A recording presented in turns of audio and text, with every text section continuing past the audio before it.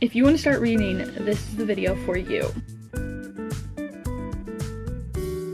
The FBI's like, yeah, we could use you guys. He owns a pie shop? I'm sorry. Like, if I see it out of the corner of my eye, I'm like, oh, I'm getting so many texts right now when I'm not like even getting one text a day. This book genuinely feels like coming home. It feels like a warm hug. Okay, this book is the epitome of a fun time now that he's basically back from the dead. But her mom is like, hey, bestie, you're gonna be a dragon rider. Hello everybody and welcome back to my channel. So this is such an exciting video because we are just going to be talking about everything bookish, kind of tips for getting into reading, favorite authors, favorite series, just like book recs in general, everything to do with getting into your reading journey. Okay, so I think we're just going to start off with some recommendations because I kind of have a ton. I kind of broke them into categories like standalone, series, and authors. So I think we're going to start with the standalones because I feel like that is the easiest thing, because a lot of people when they first start reading don't want to read huge massive series, and just series can be more complicated because there's more world building, there's more characters, but with standalones usually they're pretty simple. Starting off, we have one that just came out and I just finished reading, The Reappearance of Rachel Price. This author, Holly Jackson, she has a ton of other YA thriller mystery books. I personally haven't read any of her other books, but I've heard amazing things. So maybe try this one out, and if you like those, read her other ones, or vice versa. So it starts off with our main girl, Belle, and her mother, Rachel Price, has gone missing for years. Like probably 15 years now she's been missing. So they're making a Netflix documentary about that. So she's getting interviewed, all this stuff, the documentary's going on, and then one day, hence the title,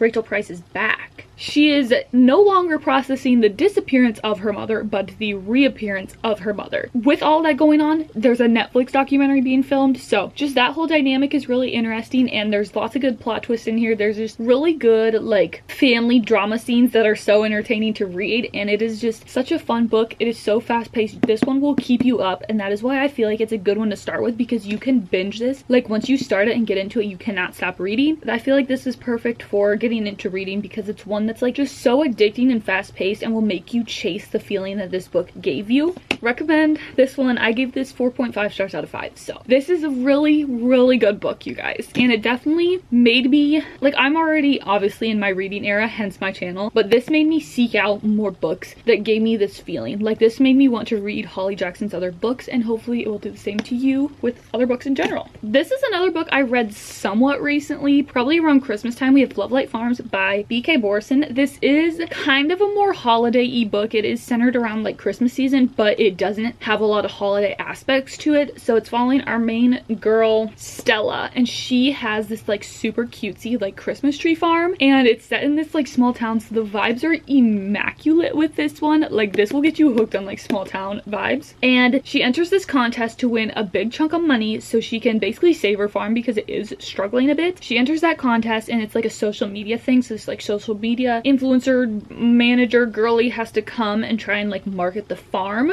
And so on the application for that like process with the social media girly, she said that she has a boyfriend and that is who she runs the farm with. So enter her best friend Luca, who they fake date for this contest. I really loved their connection in this one. It just felt so real to me, like the friends to lovers. I loved that so much, and you get like the small town vibe, the kind of like influencer, like famous person vibe, and the Christmas tree farm was just so fun. There's a little mystery going on, and the small town is just so cute and perfect in this book. So this is a great one to start out with because it just has a lot of different vibes to it, so you can kind of get a feel of like what you like in a romance book. And then if you didn't read this in middle school, you need to read it now. We have The Selection by Kira Cass. This book has been through it for me. I have reread this series so many times, and I just found it like a couple years ago. So I love this book with all of my heart. It is like one of the ones I'd save in the fire. Like, I love it so much, and I feel like it is a great point to start your reading journey because it is like, this might even be mid-grade. It's either YA or mid-grade, I'm not too sure, but that means it is so easy to understand. And I feel like when you first want to start reading, you don't want like a super complex story with lots of names and lots of like world building. So I feel like this is perfect for starting out because it is so fast paced and so much fun and just such like that like 2010s dystopian era vibe that everyone knows and loves. That is this. Follows our main girl, America, and in this world there's this thing called the Selection where I think it's 30 or 50 girls get picked throughout the country, and they get the chance to stay at the castle with the prince, and it's kind of like The Bachelor. Like, he picks one of them to marry. So it's kind of like Bachelor royalty dystopian vibes, which I feel like since The Bachelor just ended and so many people love, I feel like this is a great option to get into reading and maybe chase that feeling of The Bachelor again, because you're like, you know, seeing the drama between the girls and seeing her interactions with the prince and all of that. It's just such a great time, and I really recommend it. There is 3 books in this series, and then there are 2 kind of spin-off books that you don't have to read, but I'd still recommend it because they were a good time. This is just a 5-star series for me. I will never not love these books. The next standalone book I have to recommend you guys is one I also read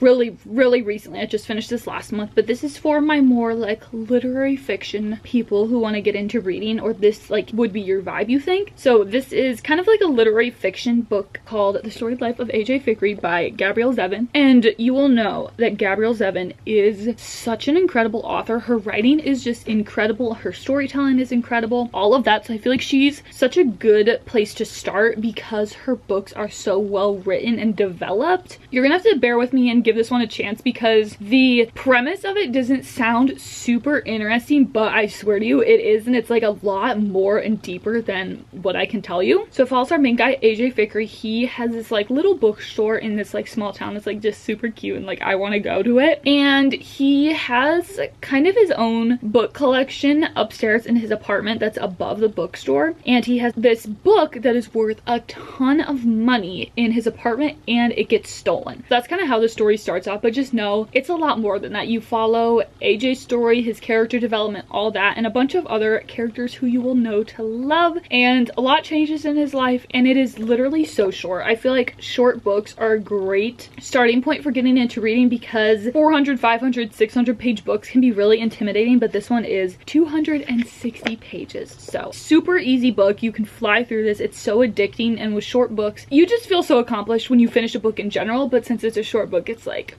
such a good feeling. And then for some thriller recs, because I feel like thrillers are a great starting point because they are just so high stakes and addicting, like you have to finish it. For the first one, I have The Housemaid by Frida McFadden. This does have a sequel, and I think there's a 3rd one even coming out, but they're not like connected. Like, you don't have to read them. They're just kind of like the same premise, kind of like loosely connected. This follows, oh my god, I have no clue what her name is. So this follows our main girl, and she gets hired to clean this like mansion of a house, and she also has to stay there while she's working for them. And where she has to stay is like up in the attic, and the door locks from the outside, so the people can essentially lock her in. And where she has to stay, it's just like really sketch, and you know, she kind of gets treated weirdly by the people in the home. So you're just trying to figure out details about our main character's past and just the people whose house she's cleaning, and it is a roller coaster ride. Frida McFadden is such a good author, I feel like, when you're just starting out reading thrillers, because her books may not be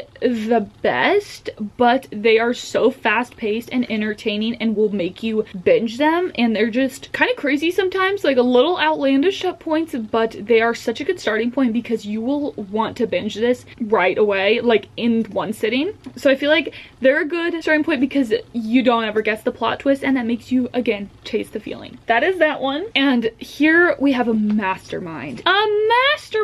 Alice Feeney. This is the best thriller I've ever read. I haven't read a ton, but this is still the best one I've ever read. Rock, Paper, Scissors by Alice Feeney. So this follows a couple, and their relationship is really kind of struggling. So they book this kind of like vacation weekend away at this cabin in the middle of the woods, and it's like wintertime, so it's like snowy, all that, cold. And when they get there, the house is just like whack. And so they're trying to figure out like the mystery with the house, and they're also trying to figure out their relationship and either try and save it or just abort mission, you know? It is very interesting. It is very twisty turny, and I just loved everything about this book. I loved the twists, the turns, the like reveal. It was so intriguing to me, and you will not guess a single thing from this book. It was insane. I don't want to say anymore because like going in blind and like being so caught off guard is such a good feeling. So I definitely recommend this one. one. This will keep you up at night because you will have to finish it. And then for probably like another top rec to get into reading is Better Than the Movies by Lynn Painter. This is the epitome of rom-com in a book. This book is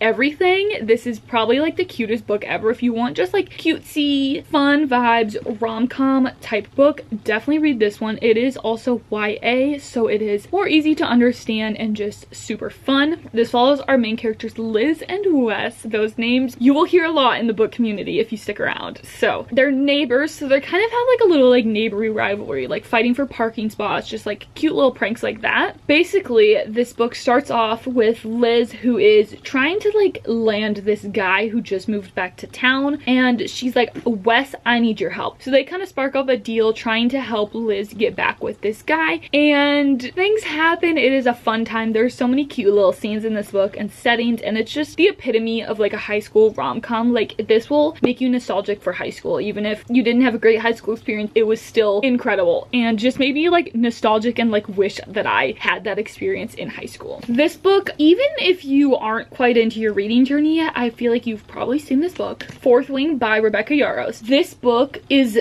probably perfect if you want to get into fantasy. This is such a great starting point, and I feel like this book was so many people's entry ticket to reading and fantasy too. This is set at like a war college, and our main girl Violet, she was set to be like a scribe writer, like researcher, kind of like behind the scenes job, but her mom is like, hey bestie, you're gonna be a dragon rider. So she's like, yeah, no. But she basically gets forced to train to be a dragon rider, so there's lots of different trials she has to go through, and just like tasks, quests, and missions she has to complete to get to be a dragon rider. The one thing I really loved about this book is the side characters too, and the romance. Everyone talks about the romance. It's incredible. You'll love it. But there's so many good side characters in this book too that really kind of make the story, and Violet has some incredible friends, and you will learn that throughout the series. This book honestly is one of the easier books world building wise, because it just puts you straight into the story. Like, you're like, here, get transported into the world. Whereas I feel like with a lot of fantasy books, they can just dump the information, which honestly, for me at least, isn't the way I kind of learn about a world. Like, I just got to be put in there and told that way. Definitely recommend this. This is a 5-star book for me. 5 out of 5. Incredible. I chased the feeling I got when I read this book. And this is, again, one you will not be able to put down. And I feel like having those books that you cannot put down when you're first starting to read is crucial, because you don't want to start off with like a crappy book, because that just makes you like, yeah, I still don't like reading. You know what I mean? You want a book that you won't be able to put down. I remember I was at an appointment, and I was like trying to read as much as possible, and I was driving on the way home, and the entire time I was just thinking about the book and being like, I need to get home right now and read Fourth Wing. And then this is also a standalone, One True Loves by Taylor Jenkins Reid. All of her other books are incredible. I'm sure you've seen Daisy Jones. Maybe you've seen the show. Evelyn Hugo is also amazing, but I chose this one to talk about because I feel like it's lesser known than the other ones. Like, you may have heard about those or watched the show, but this one is just such like a deep book. Like, I wanted to talk about this one because if you're looking for like a deep emotional read and like kind of a more general fiction type book, this is for you. This follows our main girl Emma, and she was married to a guy named Jesse, who he was on this like mission thing, and he basically got stranded at sea and was pronounced dead. So she's just trying to move on with her life because she thinks he's dead. So she's in a new relationship, and it's very serious. And one day she gets a call and is like, yeah, so your husband, who was pronounced dead for like years, is back. He's alive. We found him. So she's trying to navigate which relationship she wants to be in. Her ex-husband, well, like still husband, but like, you know what I mean, or her new boyfriend who they're serious. You just watch her adapting to life now that he's basically back from the dead. At some points you're just like, what is she gonna do? Like, you just can't even imagine being in her position because it's such an impossible situation. And I felt like Taylor Jenkins Reid did such a good job about, even though it's such an impossible situation, making it feel real, and like that the emotion that the main girl was going through she made you feel throughout this book. So I just love it so much. Her writing is incredible. Again, any other one of her books, perfect for getting into reading, especially Daisy Jones and Evelyn Hugo. Those are great as well. But this is one that will stick with you forever. So that is why I wanted to choose this one for this video. Okay, this book is the epitome of a fun time. And I feel like this, again, is a great way to get into reading because it is so fun, so comedic, and just a great time. This is one of those books that I, was sitting outside something, having to go inside, like I was almost late because I was just in the car, like I need to keep reading. Those feelings are just incredible, and that is what reading is about, is chasing those books. So this follows our main girl, Madeline, and she kind of sort of accidentally ends up killing her blind date. So she calls up her aunts and is like, guys, I need help. So her aunts come and help her out. The whole family dynamic in this book is absolutely hilarious. I love this family so much. They are absolutely hilarious. This book had me literally crying laughing. It was so entertaining and so much fun. And it's such just like an impossible situation, but it is hilarious. Like, it is hilarious and so funny, and you're constantly like, what are these ladies gonna do next? It can be a little ridiculous and like out of pocket, but that's what makes it so fun, I feel. So definitely recommend this one. This is also a 5-star for me. Another great standalone is Beach Read. This book genuinely feels like coming home. It feels like a warm hug for me. This is like my baby. Any trip I go on, I bring this book because it's just so comforting. I was away from home for a while and I was kind of nervous, like anxious, like homesick, and I brought this book.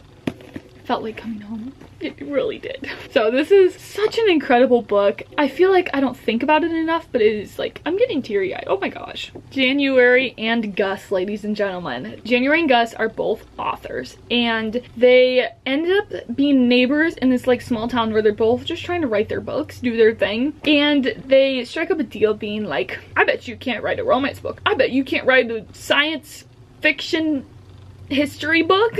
So basically they try and swap genres, so you get the dynamic of them being like, hey, let's go to this carnival thing for your romance research. Hey, let's go do this for your science history book research. So it is just so fun seeing that. I love reading about like writers and bookish people. It's just so fun, and there is so many good characters in this small town they're in, and it is such like a cozy feeling book. Like, you will want to reread this once a year minimum. Anything Emily Henry is great because her writing is just so developed and polished and perfect. So definitely recommend Beach Read and anything Emily Henry writes. And then another fantasy book, we have Divine Rivals by Rebecca Ross. Again, one of my favorite books ever, and I feel like it is a good starting point for reading or also just fantasy. It follows our main couple, Iris and Rowan. I can never remember if it's Roman or Roman because I've read just so many books with that name. But anyway, they are rivals at work. They both work at this like newspaper and they're competing for the same promotion. Iris goes home one day and her brother is away from war, so she's trying to send him a letter, and somehow Mr. Rowan accidentally gets her letter, so they are sending letters back and forth, except for the fact that she doesn't know she's sending letters to him. She just thinks it's some random dude, but he knows it's her. So this story takes a big twist and gets absolutely insane. I love this book so much. There gets to be such good found family in this book, and you will love the side characters so much. The romance is top tier, like one of my favorite book couples ever, because it is just that incredible. Their chemistry is incredible and this world is super interesting. This book isn't too politic heavy, but when you go to the sequel, it does get a lot more politic heavy. Just keep that in mind. But this one, show stopping. So please read this. Now for some authors, I feel like this book series, again, I feel like got a bunch of people into reading. This summer I turned Pretty Trilogy. If you've watched the show, you gotta read the books, or vice versa. I feel like this one got a lot of people into reading because the show got so popular. Everyone started to watch it and to buy the books and everything. Also, Jenny Han has To All the Boys I've Loved Before, which is also movies. They're such a fun time. I love reading her books when I'm sick. No brain power, just vibes essentially, because it's just perfect. They're super quick paced and you could read one of these in a day easily. That is that. If you don't know what this is about, it's about Belly, who they basically go to this like summer house every summer, which don't even get me started on how much I want that in my life. And they go there with her mom's best friend Savannah and her son, so it is like a love triangle. Belly is trying to figure out which guy she wants to be with and just having like a fun summer. summer, so I definitely recommend this. It makes you feel so like nostalgic even though you didn't have a beach house growing up, and just like so fun, and you just want this in your life or wish it happened to you basically, because like I want a beach house. But yeah, this is a great point because they're just so fast books. They're entertaining. Watch the show after. You'll be great. And then the next author I want to talk about is Sarah Adams. I love her books so much. I have loved all of her books and they are all just great, short, fun times. First up, we have The Cheat Sheet. This is a football romance, so it follows our main guy, Nathan, and Bree. She is his best friend and they kind of have to work together in a sense, and it's friends to lovers. So again, they end up falling for each other. And I love friends to lovers so much because you get like their friendship before, like they already have a relationship, they already know everything about each other, and then them falling in love is just like so cute. I loved this one. Such a fun time. You get like the famous person, rich person aspect, and you get so many cute things in this book. I loved it so much. And then these are connected, so we have When in Rome and then Practice Makes Perfect. This follows Amelia Rose, and she is a pop star. So one day she is like kind of sick of everything and is like, I need a vacation, I'm going to Rome. Except she goes to Rome, Kentucky. Basically her car breaks down on Noah's doorstep and he's like, you gotta stay with me, you gotta stay with me. I mean, they stay together and she goes from like being a pop star to the like small town aspect, and that is just so fun. I love getting the mix of like Hollywood star to small town, and this book is so cute. He literally owns a pie shop.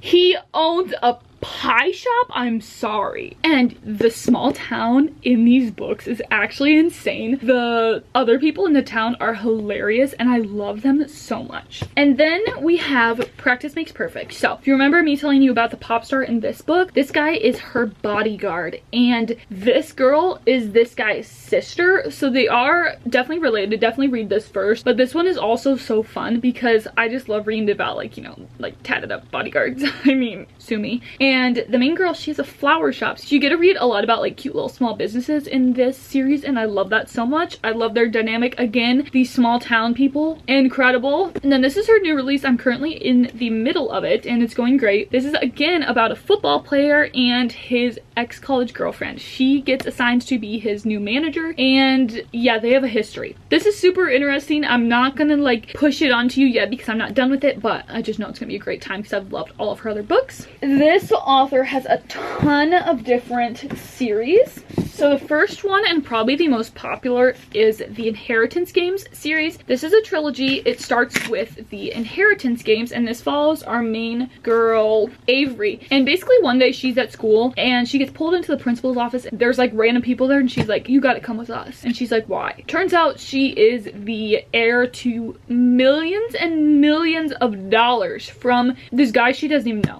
Like, she doesn't even know who these people are that are giving her the money. So she goes to live with them, and all of the other siblings in this house are like, why is she getting the money? She ain't even related to us. So you get that dynamic, and there's tons of just like mystery riddles throughout this book series that are so fun. And if you like kind of like that, like solving little mysteries, like detective work, you would love this because there are so many little like clues you should pick up on and just like little riddles and everything. And the series is crazy. It is a wild ride. So definitely recommend this one. Such a fun time. And then her other series is The Naturals, also by Jennifer Lynn Barnes. There are 4 books in this one, and it is essentially YA Criminal Minds. The main kids it follows, they are like gifted. Like, they each have something that makes them really valuable to the FBI. There's really good profilers, there's like statistics, just like emotion reading and things like that the FBI is like, yeah, we could use you guys. So throughout each book there's like a main case that they are working on, and it is so interesting because I am such a Criminal Minds girly. So this was just such a fun time for me, and I loved it so much because I love like murder mysteries, whodunits, like case solving, all of that. You watch them solve cold cases together, and there is like a found family aspect because they all come from different walks of life and they are all set to live together in this house and work for the FBI. So this series is great. It's so much fun and it will keep you on the edge of your seat. And then her last series, I have just read the first book in this. I still need to get to the second one, but it's called Little White Lies, the debutante debutantes series. So it follows our main girl Sawyer, who she literally is a mechanic. She's living life, and one day her grandma pulls up and is like, I'll give you this much money if you come live with me and be a debutante this season. She's like, ooh, maybe I should. The thing with that, there's lots of drama in this like rich person world. She meets new people and there's just family drama, all of that. It is such a fun time. I will say this is probably my least favorite out of her series, but it's still a fun time. Still recommend. Okay guys, we're on the last stack. These books are all incredible ones. This is probably the most powerful duology ever.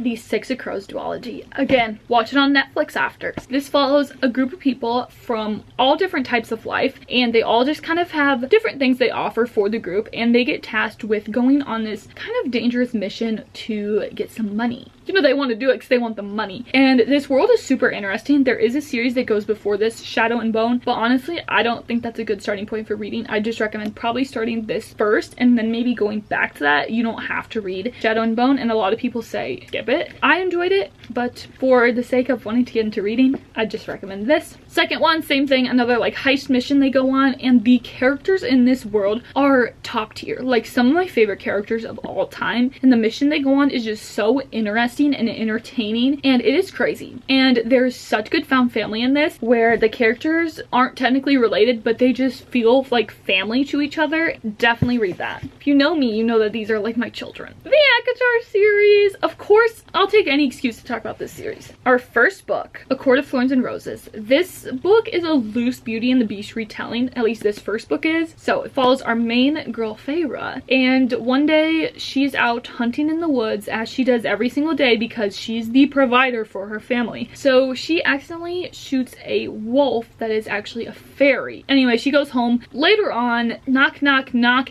You gotta come live with me in the Fey world, yo. You killed one of my own. So she... I don't know how to respond to that. You know, me neither. Me neither. She got... and shoots and kills him.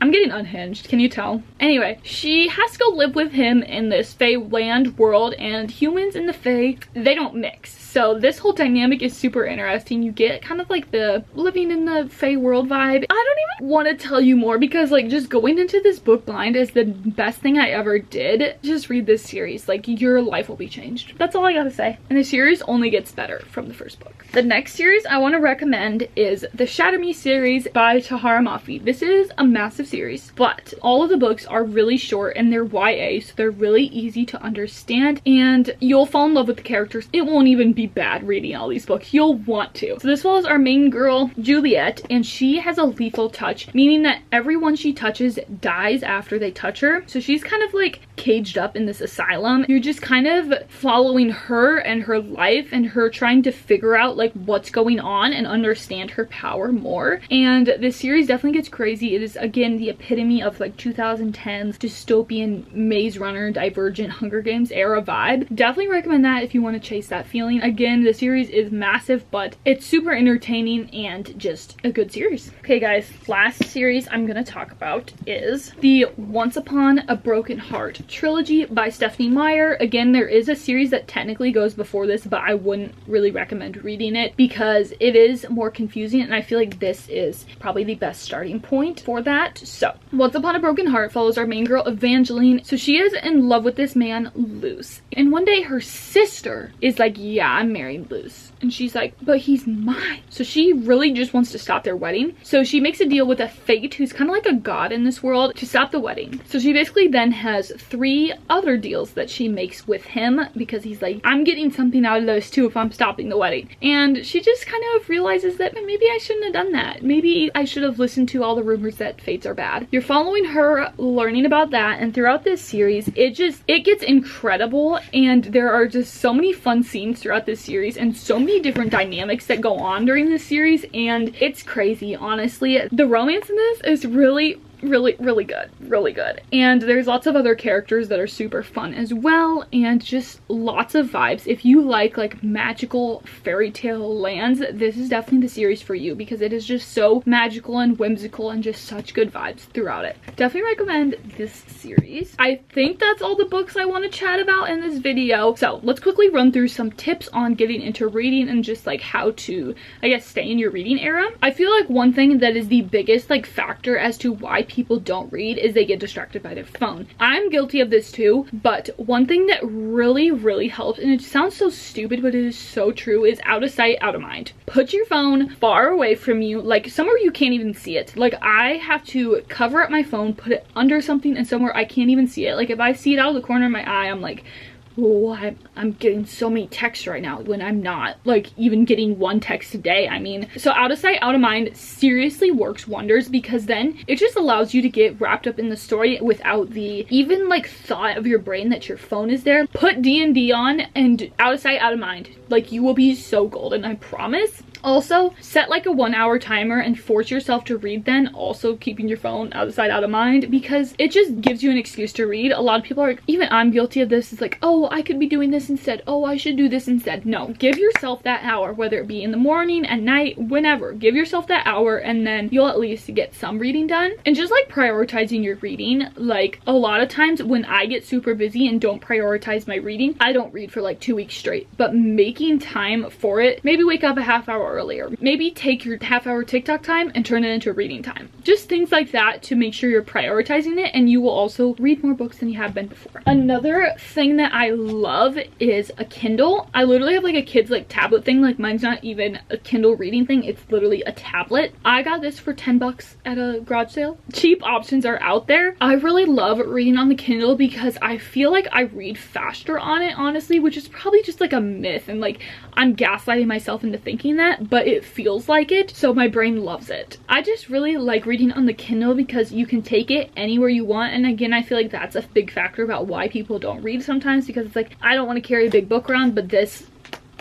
you can also get the Kindle app on your phone if you want to do that too. That is super portable. I just love reading on the Kindle because I just feel like it's easier and you can, again, take it anywhere you want. Another big thing is audiobooks. There are so many good places to listen to audiobooks. I love listening on Spotify. If you have premium, you get X amount of hours for free each month. Also Libby, which is through your library. You can rent audiobooks through there and it's free, and you're supporting the library, so it's a win-win. Also Audible, you can buy them, and I'm sure like Apple Books you can buy on Spotify too, but I'd recommend like the free options too. So audiobooks are just great because when you're doing tasks like laundry, dishes, some work that you can listen to stuff, you can still be reading then and just getting super engrossed in the story, and it just kind of puts your mind in that reading aspect, because then when you're not doing those tasks, you're like, I want to know what's coming up next in the story. I definitely recommend audiobooks. They're a great way to get into reading. I love it so much. On your drive to work, audiobook. That is everything I got for you guys, I think. I will see you guys next time. Peace, love, reading. I'm getting so unhinged. I gotta go. Bye!